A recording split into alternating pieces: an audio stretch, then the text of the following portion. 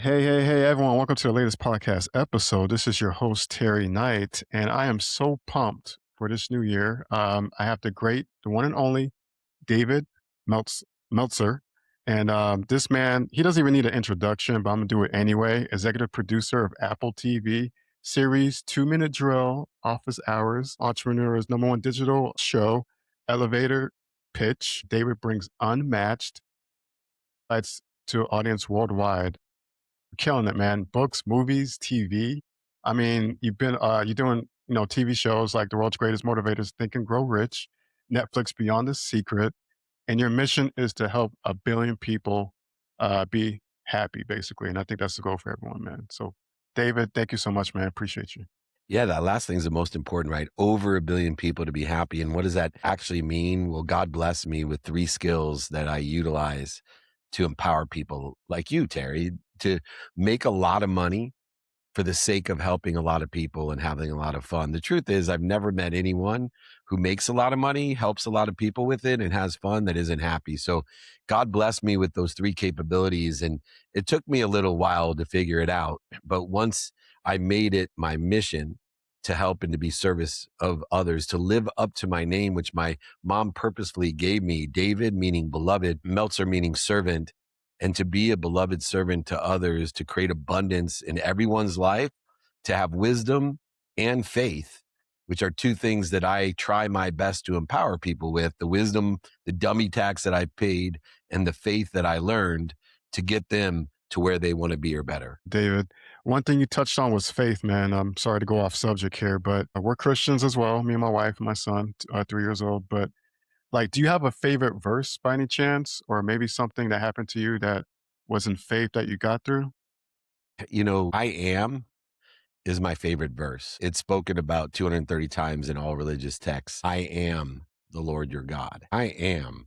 What am I doing to interfere Okay. with it? Wow. All See, right. when you encompass the commandments of our own religious texts, the commandments means to work with God. It means I am with God and God is with me at all times. And so for me, the whole idea of our human experience is to live within the context of I am. I am happy. I am healthy. I am wealthy. I'm worthy. What am I doing to interfere with it? And the Bible teaches us, what we are doing to interfere with our potential, with our higher self, with Jesus himself, and understanding that contextual expectation of the human experience to do our best, to learn lessons, and believe it or not, and it speaks of this in the Bible as well, to have fun.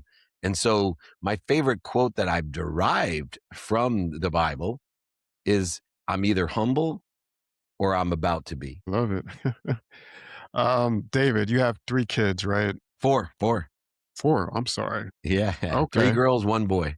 3 girls, 1 boy. How old are they now? 26, 24, 21 are my daughters, and same wife, son at 42. He's 15 years old now. He's 15 years old. Awesome, man. Big family. Kudos to you. Can I ask you something, man? Look, you got 3 older daughters now of age, right? And son that's, a teenager.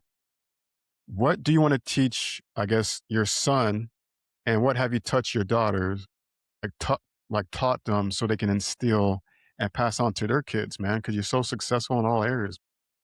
Two things. I only care about if they do their best, learn lessons, and have fun. So I'm not the type of parent, if my son says, I don't want to go to college, hey, good. What do you want to do? As long as you're doing your best, learning lessons and having fun, I got you. And then the other thing that I want them to know is that I love them. I'm proud of them, and I always have their back. And I think if we can empower our children with those two things, to do their best, learn lessons, and have fun, and they can walk knowing that I love them, I'm proud of them, and I have their back, they will live with gratitude, forgiveness. They'll be accountable and live inspired. They will apply the why, not search for it. And that's where the wisdom and the faith of those two different lessons fall into the empowerment of your children. Remember, your children don't listen to you. Didn't listen to my mom her entire life, but I watched her. My children watch me. And I know by watching me, I'm planting seeds under trees that I may never sit under, but I know they're being planted. No, I love that. How do you have time to make for your wife and your kids, man? Like, how do you do it? And you're so busy Great and question. So I believe I'm a time freak. Time's my love language. So I believe in non-negotiable time. And believe it or not, the way that I do it is not, it's counterintuitive. It's not aligned with what most people think to spend time with your family. For me, no matter what the circumstances of every day is, I spend a minimum of 7 hours sleeping. No matter what the circumstances of the day, I spend a minimum of an hour on my health. No matter what the circumstances of the day, after that, I spend a minimum of an hour with my family. No matter where I am, Facebook, doesn't matter what phone calls, text, whatever it is, I'm spending a minimum of an hour with my family every day. So many of us lie to ourselves and I'm not sleeping for my family. I'm not healthy for my family, right? All that is not right. I put sleep first because that allows me to recover and access the information and awareness I need in order to make life easy, dissipate the dis-easy. I spend a minimum of an hour on my health because if I'm healthy, I get as many at bats, as many wishes, as many dreams, as many prayers as I want. If I'm not healthy, I'll only have one wish. And then I actually spend time every day, 7 days a week with my family, knowing that 2 minutes a day with a 24-year-old is worth 2 hours on a Saturday. It's metaphysics, quantum physics. Physics will also support evidentiary that truth of intention, of everyday intention. And one of the other things is I make exceptions. Sometimes I don't sleep enough, sometimes, but I never do it 2 days in a row. Never stack the L's, man. If I miss a day with the family, miss a day with the sleep, miss a day on my health, I'm doubling down the next day. I'm never doing it twice. One time's an exception, two times the beginning of a new habit, and that's a new habit that I don't want. And so I spend a minimum amount of time on my non-negotiables, health, sleep, family, then faith, then finance. And then I study time every day and I study the relativity, the meaning of that time. For the sake of what am I utilizing my time in alignment with my divine direction? That makes the disciplined behavior that people mistake themselves with into devotional behavior. You know how many people I work with as a coach, a mentor, and a teacher that literally get so busy working, they forget to make money? That's the difference between discipline and devotion. When you're devotional, you pay attention and give intention to the coincidences that you desire. For the sake of what am I doing this? And you actually coincide that with your actions, words, thoughts, feelings, and beliefs. cool. No, I love that. I'm gonna take that to the heart because I have a 3-year-old, so trying to learn from the best like you, man. David, you got a book coming out, man. Don't do business with dicks. I love the title. Coming out February 10th is the release date. But man, what made you want to write that book, man? It wrote itself because when I went through my transformation, when my wife told me I better take stock in who I was and what I wanted to become, when I started to realize that I had surrounded myself with not only the wrong people, but the wrong ideas, the wrong energy, the wrong situations, the wrong locations. And when I started to take inventory of things, categorizing them in two ways. One, is this person aligned with my divine direction or is it interfering with it? Is this event that I'm going to aligned with my divine direction or is it interfering with it? Is this thought that I'm having aligned with my divine direction? This belief, this feeling, the words that I say, is it aligned with my divine direction or is it interfering with it? And so, in my best way to simplify what is a very complex challenge for the humans today in their human experience, I created a very simple book to help identify the interference, the dis-ease, and the toxicity that we create in our own lives. We now, instead of accelerating in the wrong direction, creating more dis-ease, we now are protected, promoted, loved, and perfected, and we live at ease, walking through our own gods. Awesome. How long did it take you to write this amazing book coming out? You know, it takes about 6 months for me to write a book because I actually write it. I don't use AI. So Oh, I this capture all lessons and stories. I subcategorize them. I then teach them. I then transcribe my training about which becomes a chapter. Then I edit the transcription into a chapter. Then I send it to Simon and Schuster, a publishing consultant, to clean it up. They may use AI after I write it, but I do that for 8 to 10 chapters. I read them all. I write the introduction. I read the whole book again and then write the conclusion. And that's the methodology. And I have a 6 month routine. So I write one book every 6 months. The next book I'm launching is called The 5 Daily Practices. It's more like a James Clear book about the habit machine. Well, can't wait for that one too. Wow. Thank you. David, for this book, don't don't do business with dicks, right? Is there something in the book that stands out that people should be on the lookout for that draws you in? Yeah, I think it clearly defines the reconciliation that people have difficulty with. There's a difference between the divine, the infinite, and the human experience. And I really point out how to utilize the human experience, breaking it down to 24-hour segments and made constructive time, God's guarantee that we all share, the common denominator of experience, that we're all guaranteed 24 hours a day, except for the last day of our lives, we'll be cheated. But how are you using that 24 hours? Are you interfering with where you want to be or better? Are you creating dis-ease?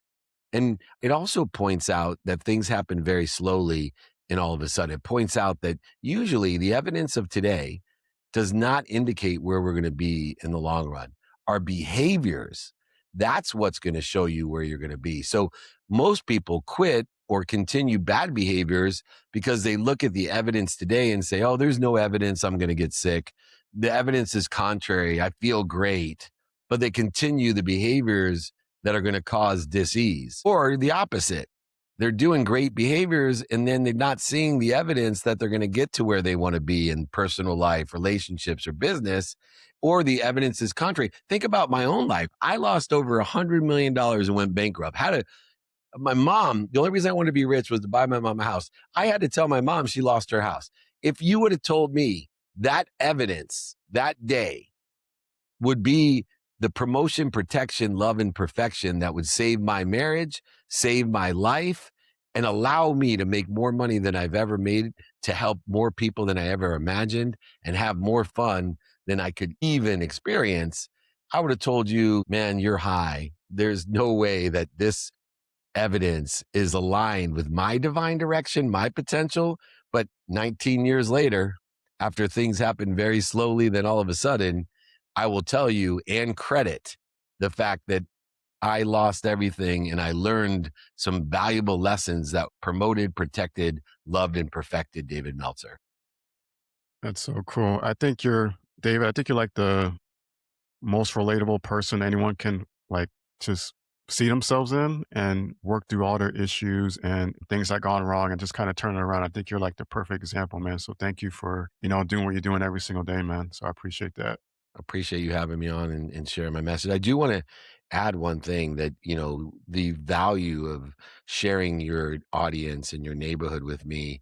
I want to offer everyone in your neighborhood my book. I will sign it, send it to them, pay for shipping, pay for the book. If they would please email me, david@dmeltzer.com. My first name's David at dmeltzer.com. Put it in the notes. If you forget it, just Google me, David Meltzer, but david@dmeltzer.com. I will send my book, sign it, pay for shipping in the book. I will be doing that hands down after this call. Thank Uh, you. Appreciate it. Guys, on notes, I'll have the link for the book. Please follow David and learn everything you can from him. David, just one last question, man, before we go. You've been through so much, man. I think faith plays a role, your family.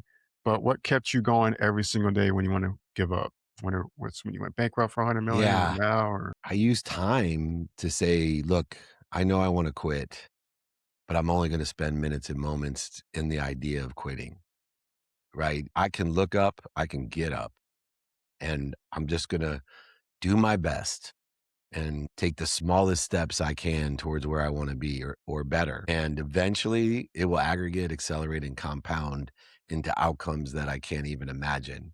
And so the one thing I learned to do differently was ask for help. And I used to have a problem receiving. I would always pick up the check. My family, nobody, I felt bad if anybody did anything for me. And then I realized that we're closest to God when we're able and capable of helping others. That's when we're closest to God. That's when we're at our higher self. And so when I started to realize that I was cheating people of being at their potential, at being at their higher self when I didn't receive what they were offering, or if I didn't ask them for their help, if I didn't ask them to be able and capable of helping me. And once I shifted that paradigm, this new perspective of the infinite loop of giving where I give more, I'm given more, I receive more, and I ask for more than more for the sake of giving more than more, being given more than more, receiving more than more, and asking for more than more than more. You see, most people live in a zero sum game and they give more and receive less because they don't like to receive and they don't ask.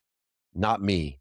I'm living in the world of more than enough, and I'm going to teach everyone around me to live in that abundant, unified system of thought of more than enough of everything for everyone. And it takes people like Terry Knight and this show to help amplify that message, that inspiration, apply your why, be more interested than interesting, and most importantly, be kind. Be kind to your future self and continue to do good deeds. God bless everybody.